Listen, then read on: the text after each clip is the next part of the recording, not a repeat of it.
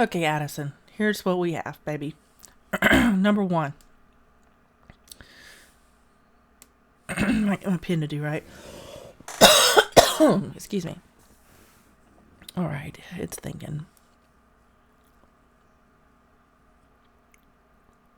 Apparently, I've got too much stuff going on. And it is trying to think about it.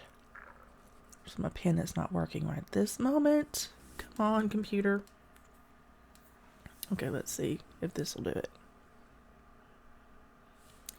Okay, so for number one, that what I have over here, it shows me that the problem is the square root of 25 over 64. Now, this is a radical sign. A radical sign is the opposite of multiplication. It's not really dividing, it's more like factoring. So when there's not a number right here, right? When there's not a number in this little V right there, this little check mark, then it's by default square, which means you're looking for two factors that would give you this that are identical.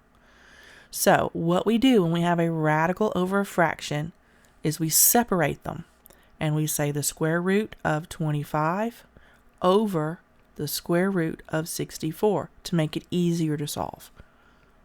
Then we say the square root of 25 is 5 because 5 times 5 is 25. So the answer is 5. See, you're factoring. You're not dividing, you're factoring, and you're trying to find two, when there's no number here, you're trying to find two factors that are identical that give you 25. Same thing here. We want two factors that are identical that give us 64. And in that case, that would be 8. So the answer to this one is 5 over 8. Okay? That's all you got to do. All right, now for number 2, where you had 1/3 to the third power, this is multiplication. When the exponent is on this side, when that little number is on the right, it is multiplication. When you have the little house, the little radical house here, then that's asking you to factor. This is asking you to multiply. So this would equal 1/3 times 1/3 times 1/3. And you got that right. You said 1/27. So that was correct. And you got it marked right. Okay, over here, the next one was 2/3, and it was to the fourth power. All right, and you got it right. You said 2/3 times 2/3 times 2/3 times 2/3 is 16 over, why did I write 4? I'm losing my mind.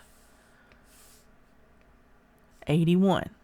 And you got that correct because 3 times 3 times 3 times 3 is 81. All right, you got those right. Now, let me clear the page. Come on, computer. I got about 14 tabs open where I'm doing stuff for other people, so it wants to take its own sweet time. Okay, so now, number 4, what I have for number 4, says it wants the cube root. That means 3 factors. That equals 1/8. So again, we take that and we separate it to make it easier to solve. And we say the cube root of 1 over the cube root of 8. Right? 1 times 1 times 1 is still 1. So the cube root of 1 is just 1. That's easy. The cube root of 8, we need 3 factors that equal 8, right? 2 times 2 times 2 equals 8. So 2 is the factor we're looking for. So 1/2 would be your answer, right? That's what you want. It's not 1/512. That's going the wrong way. That is multiplication. We're not looking for multiplication. We're looking for factoring. We want factors. 3 factors that are identical that equal 8 when multiplied together. All right. I hope that helps you understand what's going on a little bit better.